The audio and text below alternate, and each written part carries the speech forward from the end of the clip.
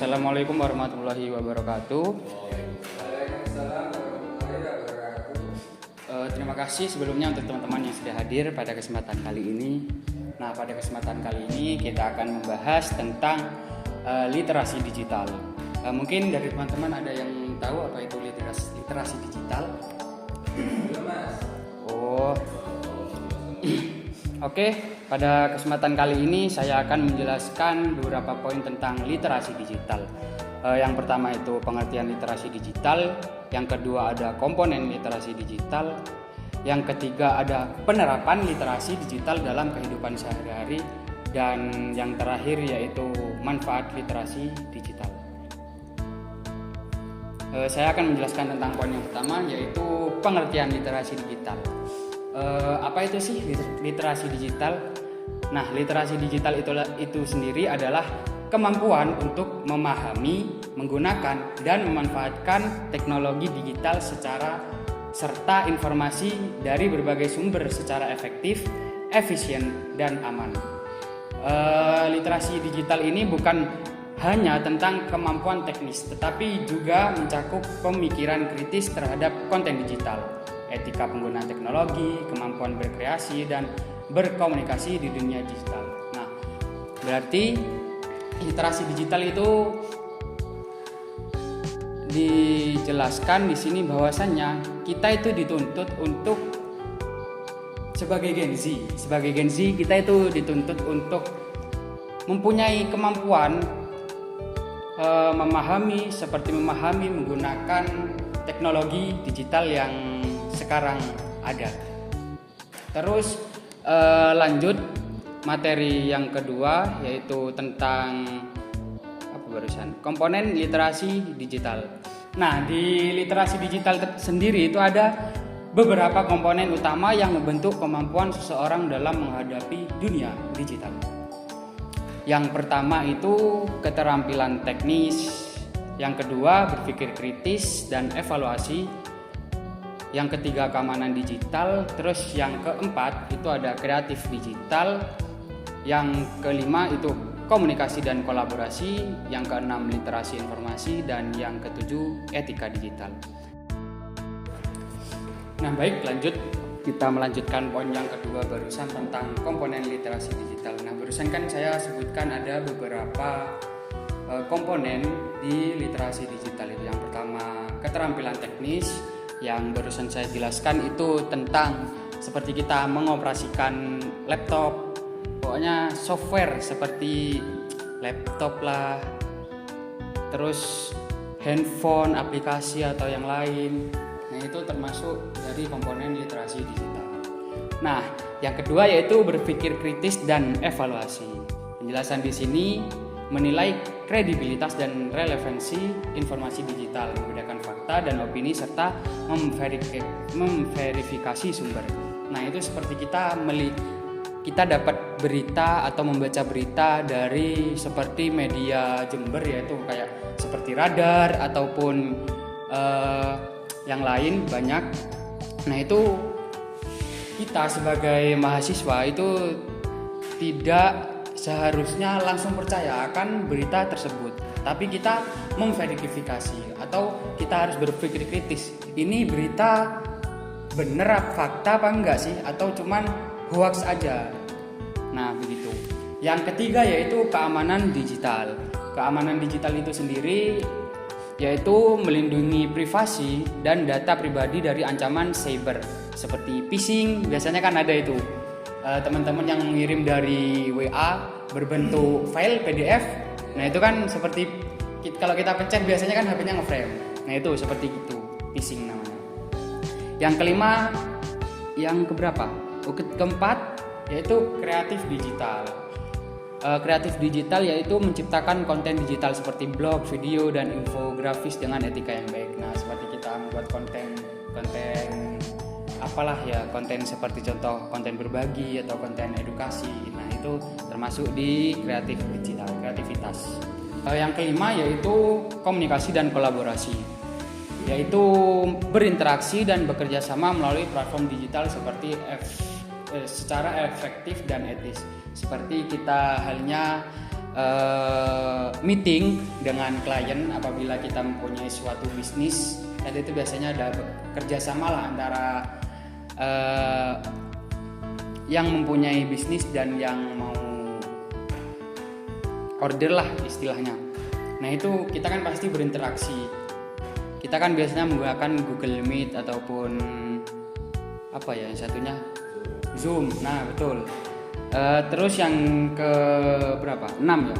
Yang ke-6 itu yaitu literasi informasi, mencari, yaitu yang penjelasannya mencari, mengevaluasi, menggunakan dan mensintesis informasi digital secara tepat. Ini seperti ketika kita mencari informasi, misalnya tentang yang kemarin-kemarin viral tentang apa ya contohnya. Ya, intinya yang tentang kemarin-kemarin viral itu ketika kita mencari informasi, kita tidak hanya langsung percaya kepada satu sumber, tapi kita harus bisa mengevaluasi, harus mencari faktanya apa. Terus yang terakhir yaitu etika digital. Nah ini penjelasannya yaitu mengetahui norma dan aturan dalam penggunaan teknologi digital secara bertanggung jawab dan menghormati hak cipta. Nah ini seperti halnya kita membuat TikTok ataupun membuat video, pasti kan ada aturan-aturan tersendiri. Seperti halnya tidak boleh mengucilkan kekerasan ataupun apa begitu. Nah lanjut poin ketiga. Poin ketiga yaitu penerapan literasi digital dalam kehidupan sehari-hari. Nah ini seperti kita halnya kehidupan kita lah di rumah. Misalnya seperti di rumah, mengajarkan kakak atau adik kita tentang menggunakan HP, menggunakan handphone dengan baik. Itu. Yang kedua yaitu membatasi waktu.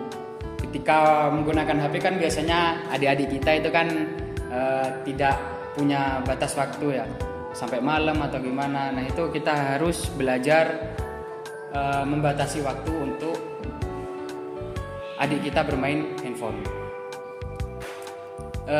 Untuk di sekolah, contoh di sekolah ataupun kuliah itu seperti halnya kita belajar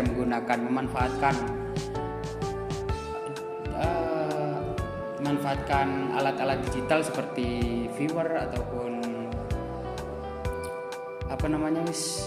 proyektor ataupun viewer itu untuk belajar. Nah itu seperti contoh itu. Kalau di masyarakat seperti mengadakan seminar atau pelatihan atau workshop tentang keamanan digital dan penggunaan media sosial yang benar. Yang poin terakhir yaitu tentang manfaat literasi digital.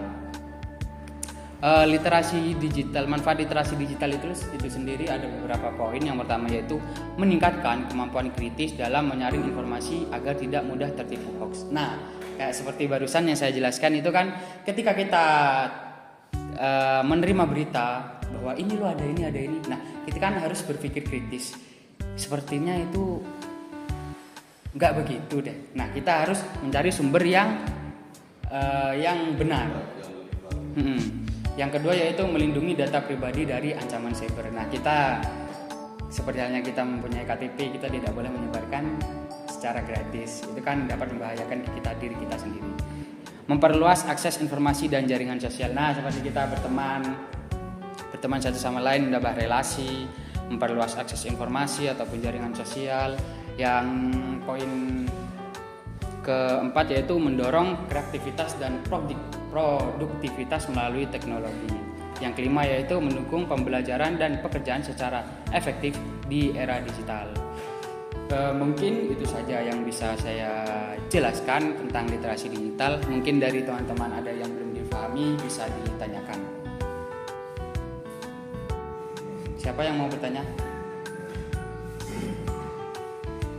Mas, saya izin bertanya. Ini yang saya tangkap dari materinya Mas, ini salah satu contoh dari penerapan literasi digital, yaitu ini dari keluarga mengajari anak memahami dan menggunakan internet dengan aman. Nah, pertanyaan saya adalah bagaimana penerapan literasi digital dalam lingkungan keluarga?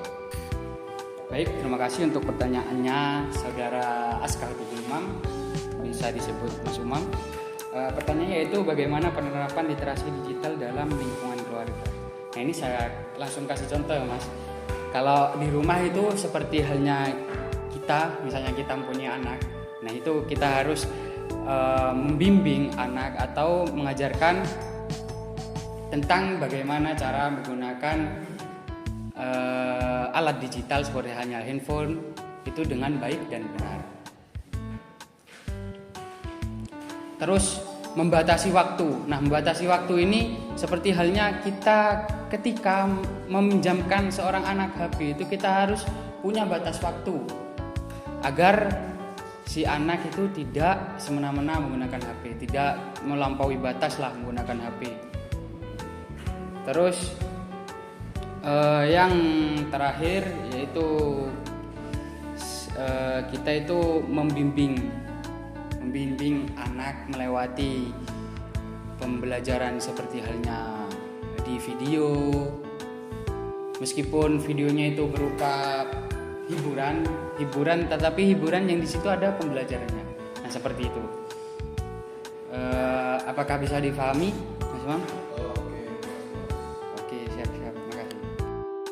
Mungkin ada pertanyaan lagi dari teman-teman. Mas, izin bertanya.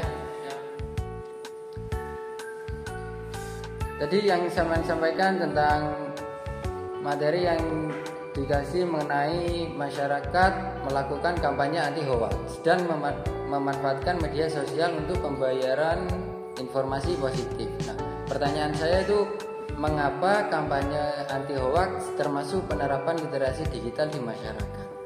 Oke, untuk pertanyaan yang kedua yaitu dari Mas Fadil. Nah, ini saya akan menjelaskan sedikit tentang mengapa kampanye anti hoax termasuk penerapan literasi digital di masyarakat. Nah, terkadang kan di masyarakat itu banyak orang-orang tua atau orang-orang yang sudah lansia lah. Itu kan terkadang pikirannya ataupun yang masih muda itu kan terkadang dalam pendidikan ataupun pemikirannya kan kurang memahami. Nah, kenapa itu termasuk anti hoax, kampanye anti hoax itu termasuk penerapan literasi digital di masyarakat?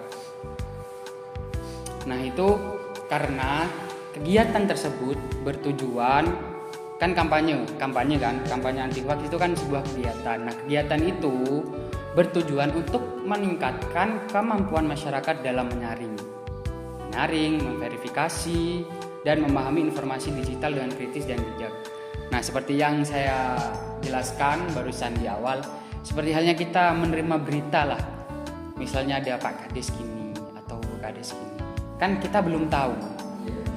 Tapi kan terkadang banyak anak-anak muda ataupun orang lansia itu kan langsung percaya, oh iya Pak Kades itu gini. Nah, itu kan salah satu penyebab untuk kita harus bisa mengadakan seperti halnya seminar barusan anti hoax, maksudnya kampanye anti hoax. Kita harus mengadakan seperti itu. Literasi digital itu sendiri tidak hanya mengajarkan tentang keterampilan kayak barusan kita menggunakan laptop untuk belajar. Nah, tidak hanya mengajarkan keterampilan menggunakan teknologi, tetapi juga mengajarkan cara untuk mengenali dan menangkal informasi palsu atau hoax. Nah, seperti itu. Mungkin sudah paham, Saudara Sadil? Oh, siap. Mungkin itu saja yang bisa saya sampaikan pada kesempatan kali ini. Kurang lebihnya mohon maaf. Saya tutup. Terima kasih untuk semuanya. Assalamualaikum warahmatullahi wabarakatuh.